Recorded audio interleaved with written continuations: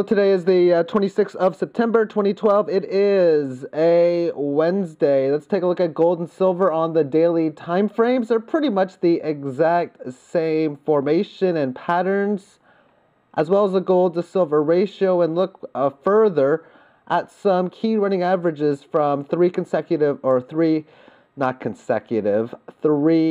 significant highs and lows. So first off, I was mentioning three trend lines, one with a very low rate of ascent, one with a very high rate of ascent. Well, the one with the larger ascent rate has obviously been taken down. No surprise for that to be the case.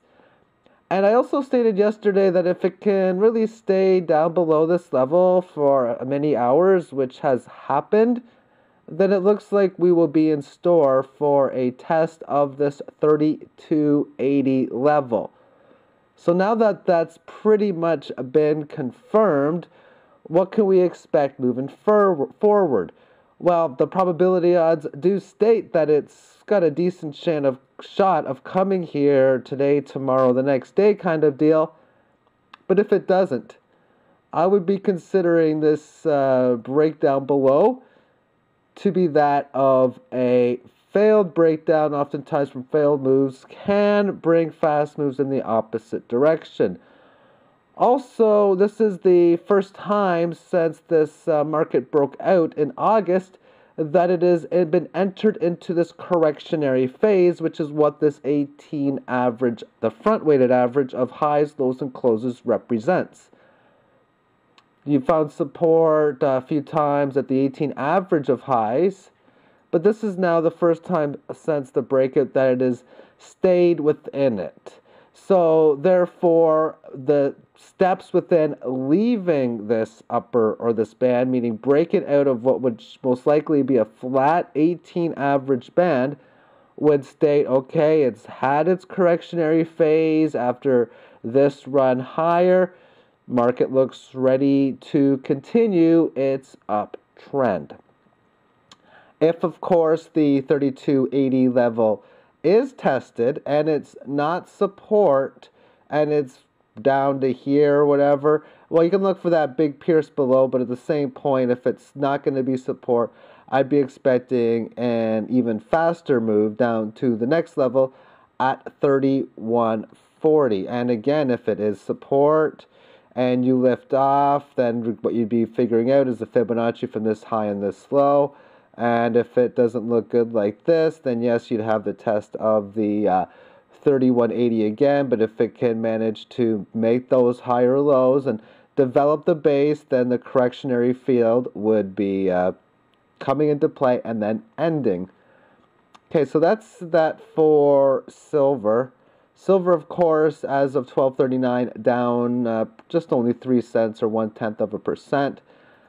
Gold on the daily time frame at pretty much the same time is down 0.84%. So it's pretty much been the gold to silver ratio going lower today because of this fact. You had this sideways consolidation, now back within this 18 average band. It has also stayed and held below this key support for a decent amount of time, which looks as if we're going to have a test of this 23.6 Fibonacci level of 1725. The exact same thing. If it doesn't find support there or doesn't break this lower low below here, then I'll consider this to be a failed breakdown. Again, same thing. If there's no support here, the next key level is in here. And then again, if you find the low here and manage to make a higher low and break the high, then the correctionary phase will be looking to be coming to a completion. So that'll be it for gold. That'll be it for silver. Now let's take a look at the gold to silver ratio. We'll take a look at this on the 43-hour time frame, which is most of the year 2012. Looking at this significant low, looking at this significant high, obviously there was no support here, rather there was resistance. Now it's chopping back and forth within this level, still unsure if this mark will be support or that of resistance. There is still this declining 18 average that has just touched the upper part of it for the first time since it has broken down. So the benefit of the doubt is for this to be going lower, and the price action to go higher up to this level is both bullish and bearish. If it continues to go higher, well, then that's just bullish.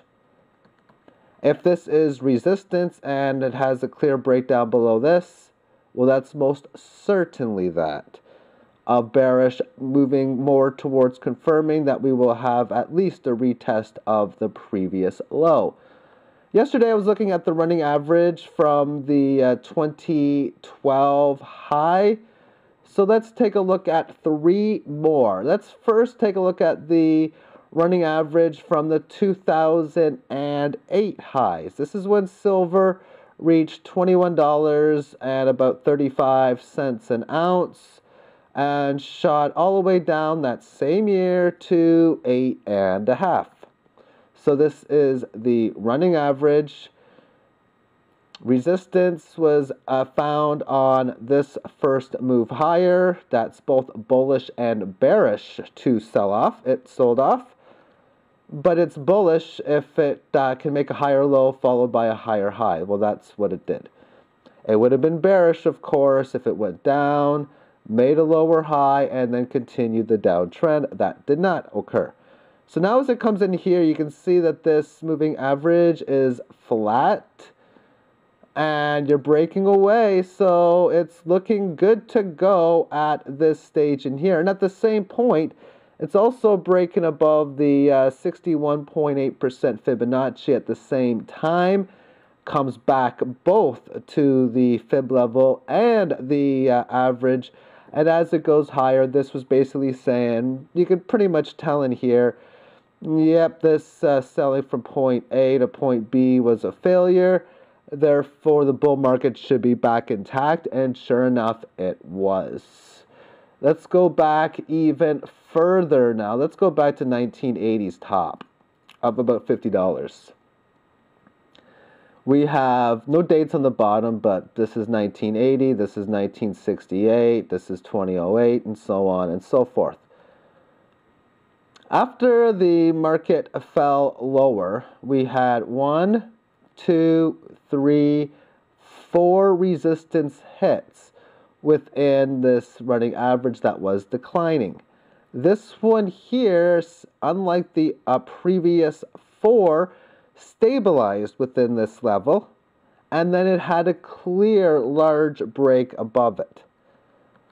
So at this point in here, you need to see more than just this average to become flat. But when you have a decent sized gain, that is naturally going to make this go higher, which is pretty much telling you, okay, that tells me that the movement from point A to point B has failed and that the uptrend should resume. So you have your correctionary phase. There's even more confirmation above here. And that's also when it broke above the 61.8% retracement from the $50 high. And of course, the $3.50 low. So lots of bullish sentiment in here. You've had a small gain and a small correctionary phase since then. Finally, let's take a look at the running average since the low, which is right back in here. So it's the exact same chart, but the Fibonacci's changed because instead of going from point A to point B, we'll go from, we'll say point C to point A then.